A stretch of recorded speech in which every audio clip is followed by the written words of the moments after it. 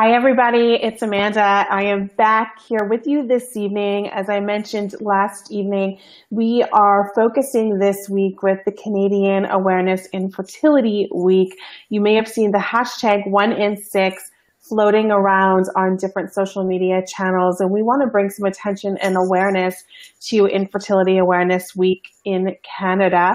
I'm really excited. I have with me this evening Dr. Alexis Reid, who is an amazing naturopath here in the Ottawa area.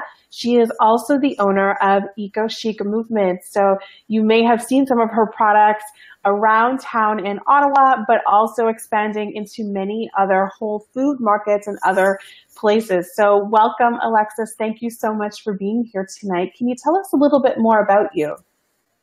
Well, thanks for having me. I'm a naturopathic doctor I work in Stittsville in Canada at Living Science Wellness Center.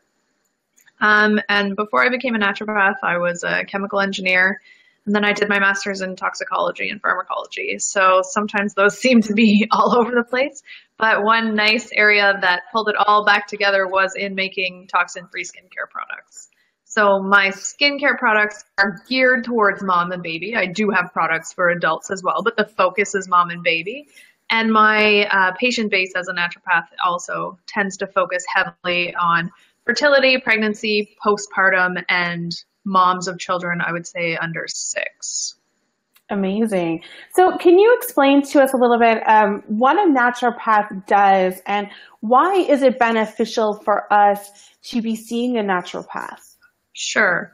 Well, it's actually Naturopathic Medicine Week this week here in Canada as well.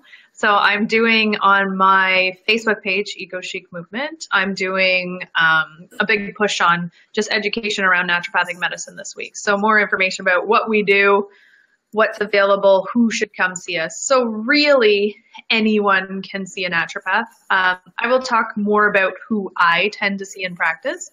I definitely do see people who are in full-blown disease states, but my practice, I tend to see people more who, they feel a little off or their blood work has come back as normal, but they're still not feeling good.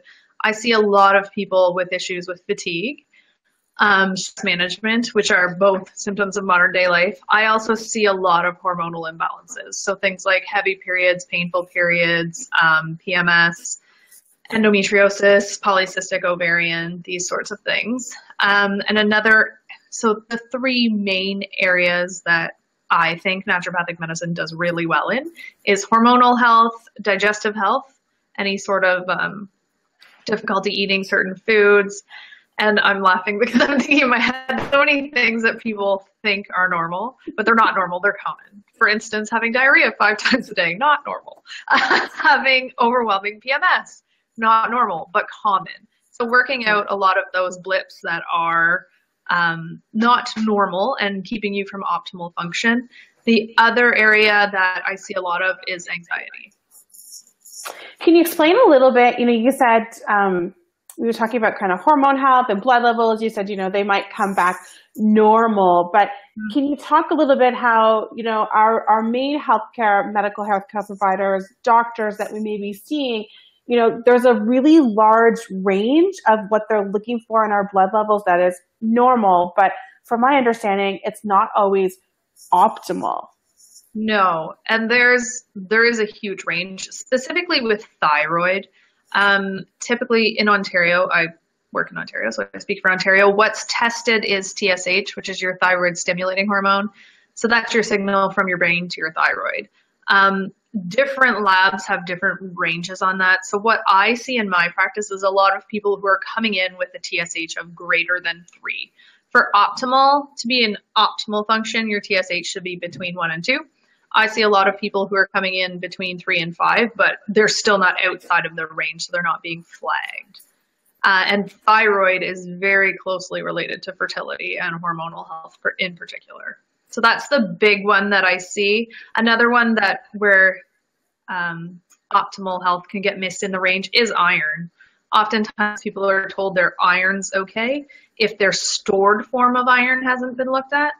So their blood work might be fine for how much iron essentially is available in the red blood cells to transport oxygen, but their stored form could be next to nothing. So then they have essentially no reserves. And going into a pregnancy, you want to make sure that your iron levels are built up, your thyroid's working properly, you're not deficient in B12. So just making sure all these bases are covered. Which blows me away. I mean, that because the average, or there's such a big range. I know I went and had my iron tested a couple months ago, and my doctor said, "Oh, you're fine." And I said, "Okay, what's my iron at?" And she says 12. And I was like, well, that's the lowest of the range you want to see me on. And it goes up really high. So no, my iron's not fine. No. But for a lot of people, they'll think, oh, I was in the range, so it's completely fine. There's nothing wrong. I don't need to look at those levels. But what I love with you and others in your profession is you really look at what is most optimal for your patient, and you look at those numbers from a perspective that's going to help them individually, and you look at other factors that are playing into that as well. So, I think you're doing wonderful work, and I really hope one day the government covers naturopath and naturopathic medicine as part of our standard care, because I think, and when Jesse and I were talking last night, there's definitely times when medical doctors are needed. When I have a heart attack, or if I have a stroke, or if I break my leg, I want to go to a hospital with great medical healthcare professionals to help me. But I think we need to be really looking at the bigger picture and working more together. So hopefully in the future, we may see that happen. So for couples who are trying to conceive, or maybe, they've just started their journey and they're having some challenges, maybe they've been on their infertility journey for a while, how can you as a naturopath help them? So there's a lot. I'm just going to say something about your iron first, and then I'll go there. Yes.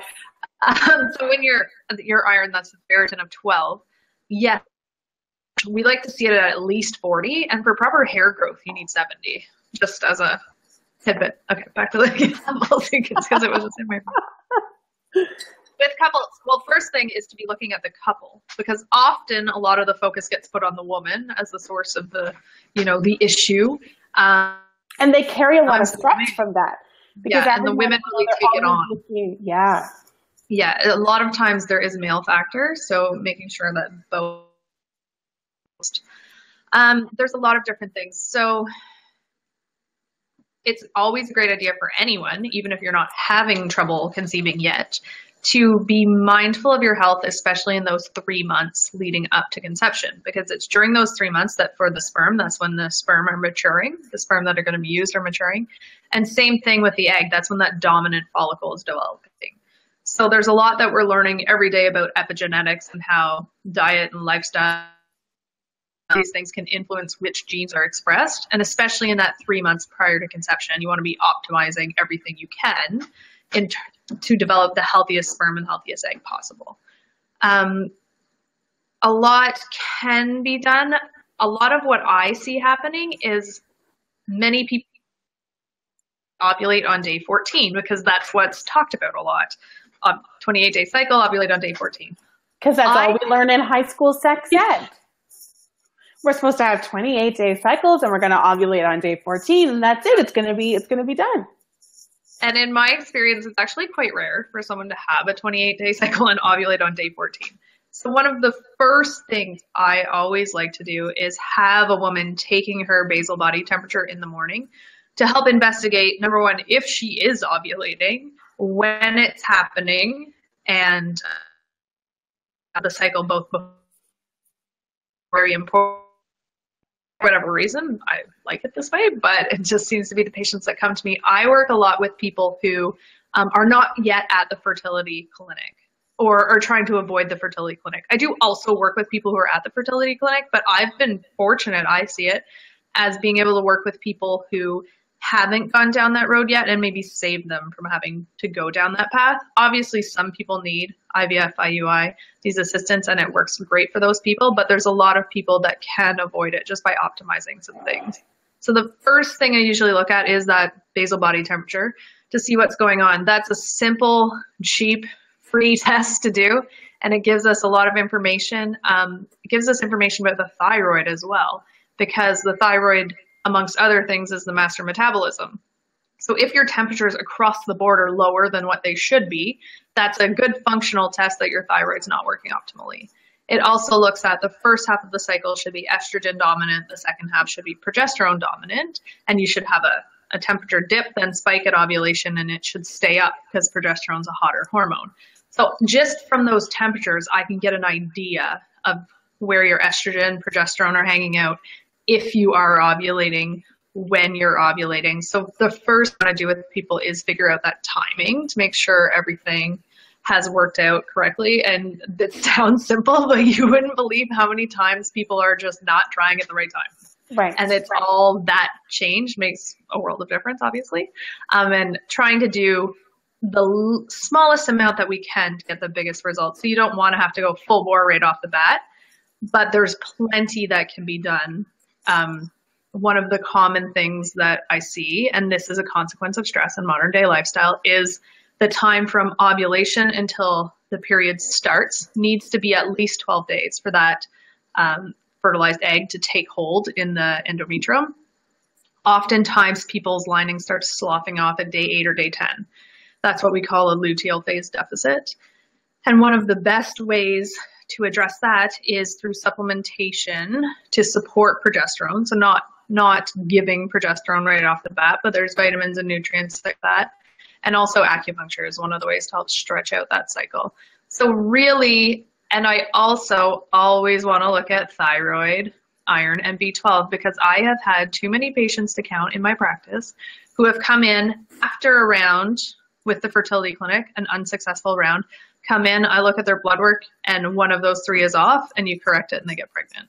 So making sure that you don't have an overt deficiency or something going on first, right before you move to big interventions, can make a big difference. So when a woman comes in to see you, and I'm saying women because normally those are the ones who come in first, normally, do you recommend that their partner comes as well for follow-up, or how does that work? I usually definitely suggest seeing their partner as well, especially if they haven't been seen by the fertility clinic. If they've gone through a workup at the fertility clinic, it might be more known that it is female factor or something to that effect. But especially with all the research that's been coming out lately on the decrease in the amount and quality of sperm, just across in North America, I always like to see the male partner as well, because there is a lot that can be done naturally to increase sperm counts and sperm quality. And one of the big things that I preach for sperm is reducing toxic exposures, because most toxins are estrogen-like chemicals. So they actually, in the body, they actually act to decrease the amount of testosterone, which impacts the sperm production. So things like I always talk to my male patients, there's the more commonly known things like hot tubs and wearing tight underwear and laptops on your lap, but also reducing your exposure to toxins in terms of skincare products, cleaning products. Drinking out of plastic water bottles is a big one for men, I find, and heating in plastic containers. So getting that, because they're leaching xenoestrogens, which we don't want them having in their system at all. So making sure that's out. There's also, similarly to women, there's supplements that can help from an antioxidant perspective, just to help make sure there's less free radical damage going on with both the egg and the sperm. Also for females, but for males in particular, supplements and nutrients that help increase blood flow, which can help with sperm production as well. Wonderful. And a lot of it, stress is a factor for men too. Men often don't really admit they're stressed or don't think they're stressed, but stress is a big factor with men as well. And a lot of times they're carrying the burden of the stress because, and I'm stereotyping with male women relationships here, but a lot of times they're carrying the stress for their partner because they can't necessarily fix the situation, and their wife or their girlfriend they're going through a lot of stress and they're upset and they're stressed, and so the man is kind of taking it all in, or their partner, but some of their females taking it all in, and they're not addressing their own stress as well and making sure that they're taking care of themselves. Yes, and diet in that 3 months leading up is very important. So in terms of a preconception diet, I almost pitch it like how you would eat if you are pregnant. So avoiding alcohol, no smoking, trying to eat nutrient dense, lots of fruits and vegetables, making sure you're getting lots of nutrients in. And that's for the men too. They need to go forward. Now, I think a lot of times, we're looking for that one magic solution that's just going to fix it all, and we're going to be able to conceive and have that sweet baby in our arms. But, can you speak a little bit of the importance of people who are coming to see you to give it time? I think, with something like with naturopathic medicine or with acupuncture, it's a lifestyle change. And sometimes you need to go, especially with acupuncture, you need to go consistently, regularly for a specific number of treatments in order to begin to see somewhat of a change or an effect in your life. Can you talk a little bit about that? Oh, definitely. And especially with anything for females that's related to the cycle.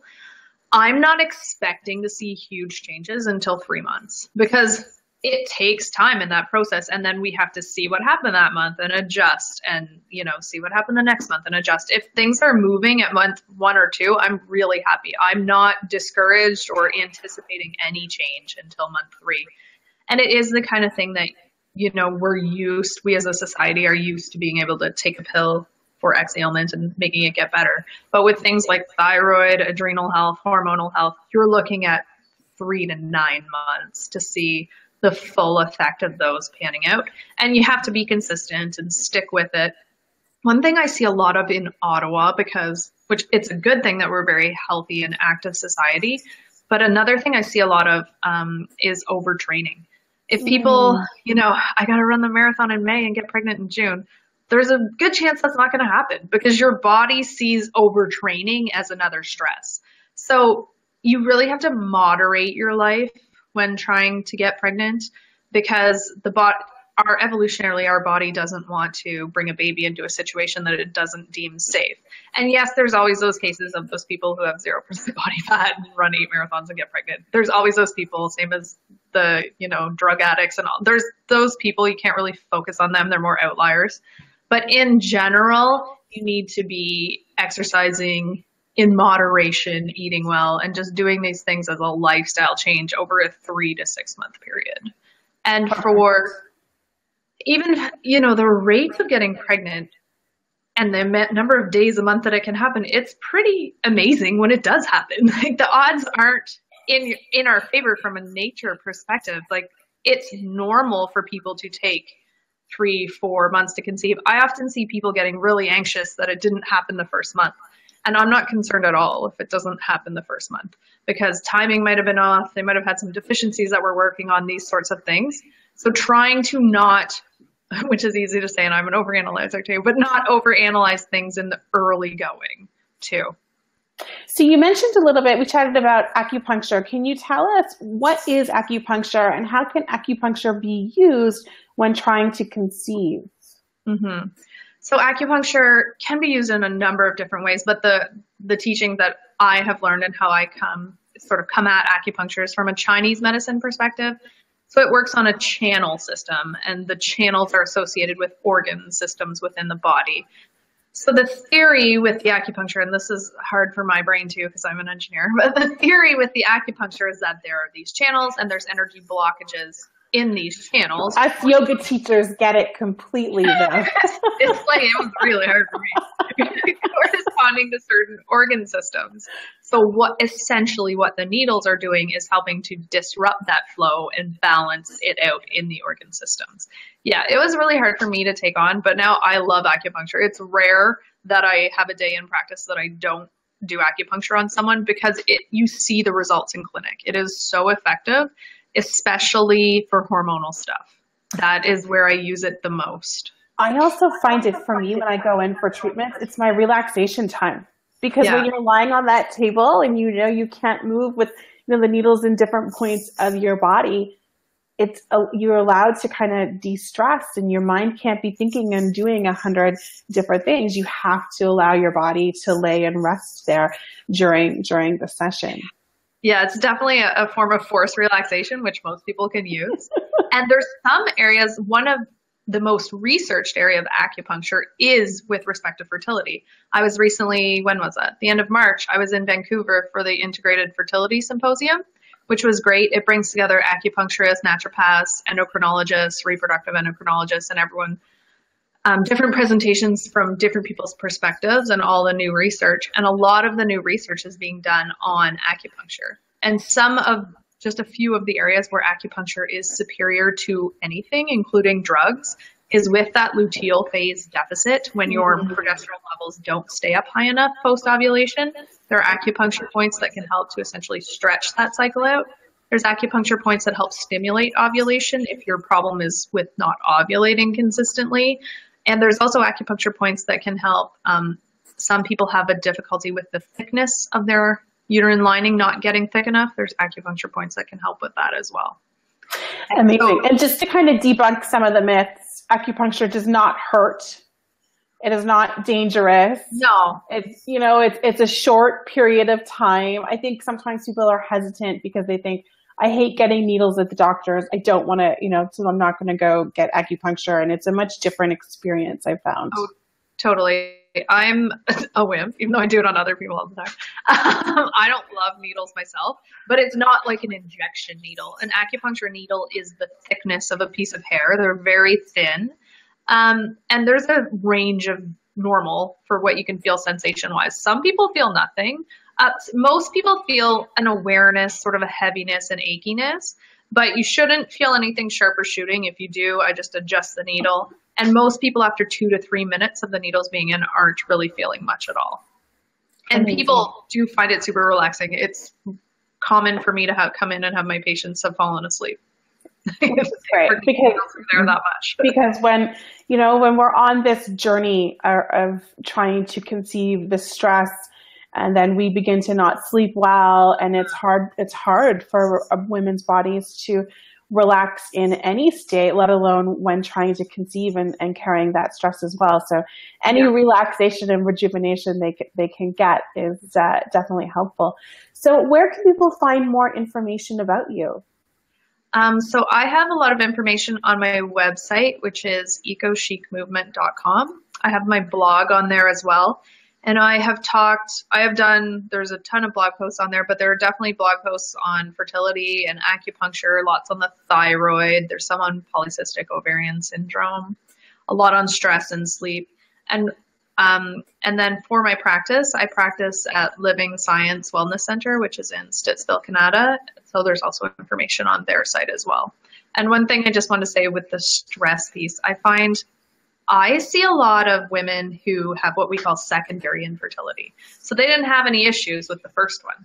And now they're having a hard time getting pregnant with the second. And I find they have a lot of stress because they never thought this was going to be an issue for them. They got pregnant easily. Why is this happening? And that is actually really common. And then you get the stress, much like people who have never had a child get asked, when are you having a baby? Blah, blah, blah. But especially when people are going to have number two. Are you going to get another sibling? Don't wait too long. Yeah, you want to have that perfect age gap. So there's a lot of that going on. And it's very common for people to have secondary infertility because when you have that first baby, it's essentially a little parasite and it will take anything it needs from you to develop.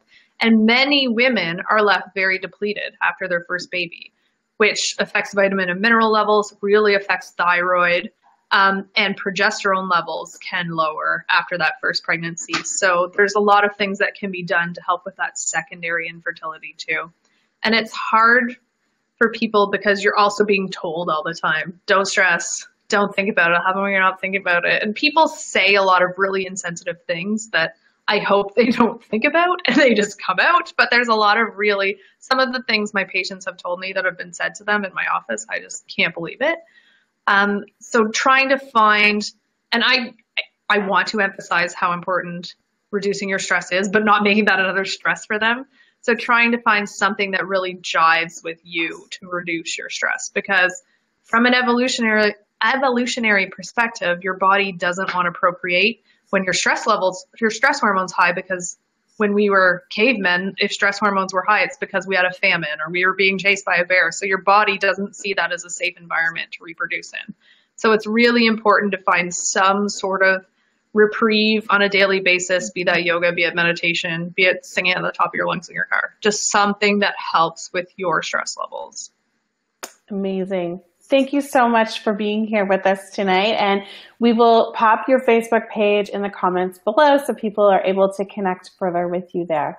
Thank you so much. Thanks. I was going to say, or if watching the Sens reduces your stress. That's what I'm going to do right now. Go Sens, go.